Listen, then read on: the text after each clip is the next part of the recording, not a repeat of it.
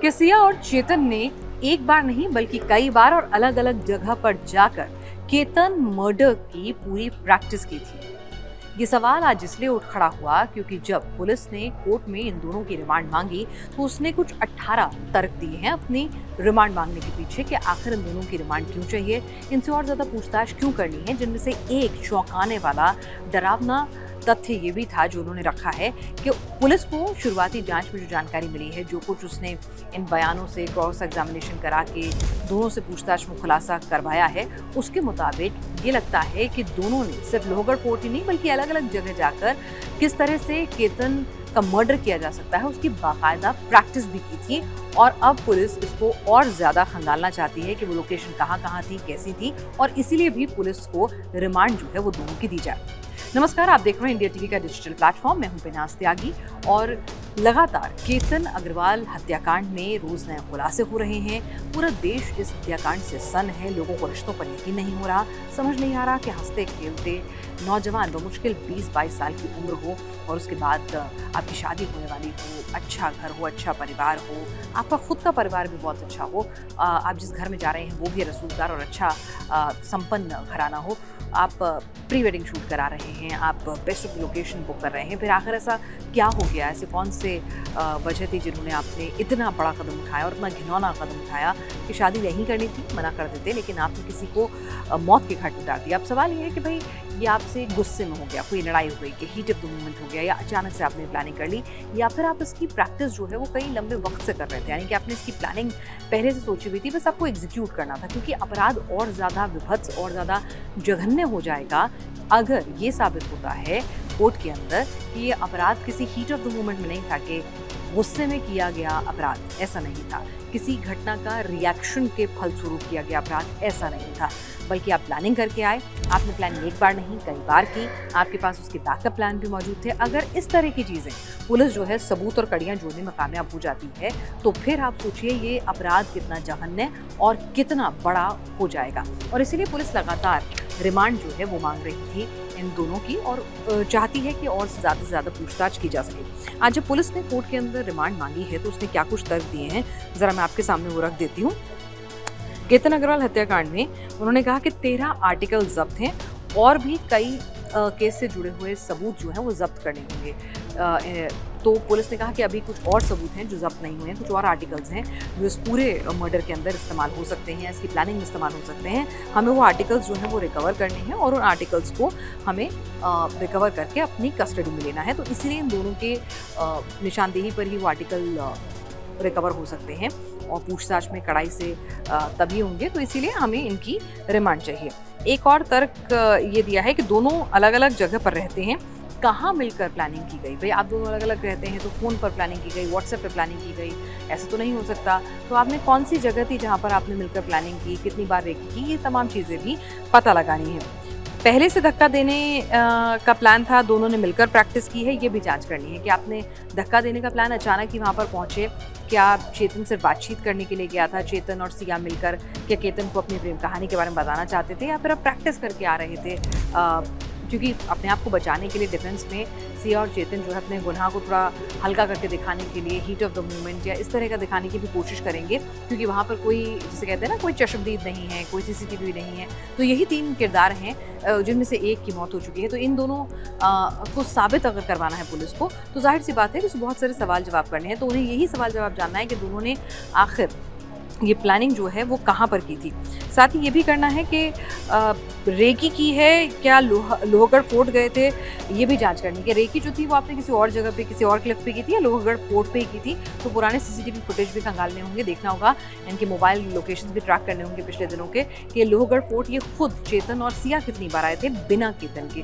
तो ये सब भी देखना होगा। व्हाट्सएप कॉल डेटा जो डिलीट कर दिया गया है, चैट हिस्ट्री जो डिलीट कर दी गई है, कॉल्स रिकॉर्ड जो डिलीट कर दिए गए हैं, ज़्यादातर बातचीत जो है व्हाट्सएप पे हुई है क्योंकि उसको ट्रैक डाउन करना मुश्किल है, तो उसको भी रिट्रीव करने के लिए फॉरेंसिक लैब की रिपोर्ट का इंतजार है। फिर एक और सवाल ये है कि चेतन जो है वो शुरुआत में फुल पैंट पहन कर गया था, ऐसा फुटेजेस जो है वो शो कर रही हैं, और उसके बाद वो शॉर्ट्स में उसने शॉर्ट्स पहने। तो फुल पैंट कहाँ है, कहाँ उसने डिस्पोज ऑफ की, ये भी पता लगाना है। उसके अलावा ये भी करना है कि पासपोर्ट डिस्पोज जो किया था वो कहाँ और कैसे किया था। यानी कि पासपोर्ट जो है आपने फाड़ के फेंक दिया था, आपने पासपोर्ट कहाँ डिस्पोज किया है, कहीं छुपा के रखा है, ये तमाम चीज़ें। क्योंकि आपको बता दूं कि केतन और सिया जो है वो बाली जाने वाले थे प्री वेडिंग शूट के लिए और एयरपोर्ट पहुंच गए। और उसके बाद केतन देखता है कि उसके पास पासपोर्ट ही नहीं है। उसके बाद प्लान बनाता है कि महाबलेश्वर जाएंगे, वहाँ पर प्री वेडिंग शूट कराएंगे। तो वो प्लान्स भी धरे रह गए थे।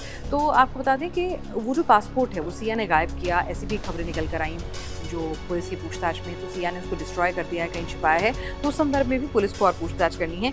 गेट एनालिसिस आपको बता दें तो गेट एनालिसिस क्या होता है कि आपकी बॉडी लैंग्वेज क्या है, किस तरह से आप चल रहे हैं, उसका भी एनालिसिस करना है। साथ ही साथ पुलिस ने कहा कि दोनों आरोपियों ने हत्याकांड से पहले अलग अलग जगहों पर प्रैक्टिस की है, इसकी भी जांच करनी है। दोनों ने साथ मिलकर कहीं प्रैक्टिस की है, अलग अलग जगह पर प्रैक्टिस की है।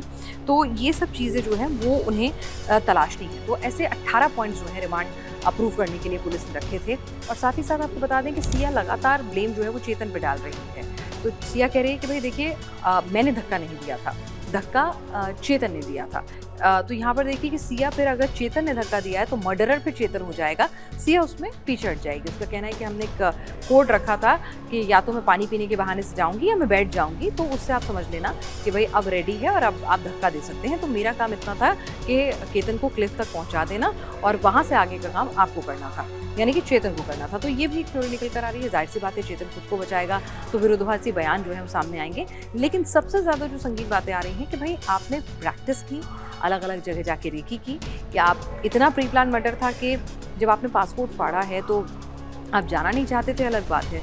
तो बेसिकली यहाँ पुलिस के लिए चुनौती ये है कि जब चश्मदीद नहीं है, कोई सीसीटीवी फुटेज नहीं है, आप ही दोनों के बयान हैं, आप बयानों से मुकर जाएंगे, आप बड़े रसूखदार परिवार से आते हैं तो आपको पूरी लीगल एड भी मिलेगी। तो उसको साबित करना कि हाँ यही दोनों हैं और इन्होंने मर्डर किया है, ठीक है, दोनों का लव ट्रायंगल समझ में आ गया, दोनों के आपस में प्यार समझ में आ गया, प्यार की वजह से आप नहीं पसंद करते थे ये भी समझ में आ गया। लेकिन ये हादसा था या मर्डर था, फिर इसको किस तरह से पुलिस जो है कड़ियाँ जोड़ते हुए चेतन की मौजूदगी भर से ही क्या वो साबित कर पाएगी। तो पुलिस लगातार सबूत जुटाने की और कड़ियाँ जोड़ने की लगातार कोशिश कर रही है और इसीलिए इनकी रिमांड जो है वो लगातार मांगी जा रही है। रिमांड के लिए आज 18 पॉइंट्स क्या थे वो मैंने आपके सामने यहाँ पर बताने की कोशिश की है। और ये केस लगातार जिसे कहते हैं ना कि इसमें जो नए खुलासे हो रहे हैं उससे और ज़्यादा चौंकाने वाला हो रहा है कि आखिर एक 20 साल की बच्ची अगर शादी नहीं करना चाहती थी तो इनकार कर सकती थी। अच्छी भली संपन्न परिवार से आती थी, पढ़ी लिखी थी, परिवार ने अच्छा एक्सपोजर दिया था, एक भाई एक बहन परिवार में उनके हैं, ऐसी ही फैमिली केतन अग्रवाल की भी थी। अगर कहें तो उसमें चेतन ज़रूर थोड़े एक कमज़ोर परिवार से आता है, चेतन चौधरी जो मूलतः राजस्थान का रहने वाला है। ये लोग उदयपुर की ट्रिप पर भी गए थे, ये भी बातें निकल कर आ रही हैं।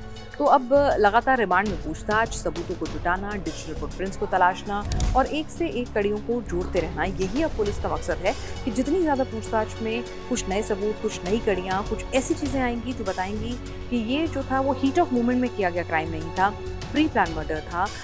इसको स्टैब्लिश करेंगे तो ही केस जो है वो और ज़्यादा मजबूत होगा। तो लगातार इन्वेस्टिगेशन ऑफिसर्स इसकी तलाश में जुट गए हैं।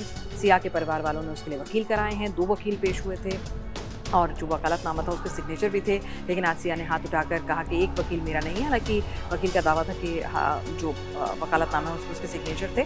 तो ये सब चीज़ें भी हुई हैं कोर्ट के अंदर। चेतन का भी वकील मौजूद था, केतन की तरफ से भी वकील कहा जा रहा है कि उनका केस तो क्योंकि पब्लिक प्रोसिक्यूटर उज्ज्वल निकम को सीएम देवेंद्र फडणवीस ने अप्रोच किया कि भाई हम चाहते हैं आपकी तरफ से ये केस लड़ा जाए, जिन्होंने हामी भी भर दी है। इस तरह की जानकारी उन्होंने खुद न्यूज़ एजेंसी पीटीआई को दी थी।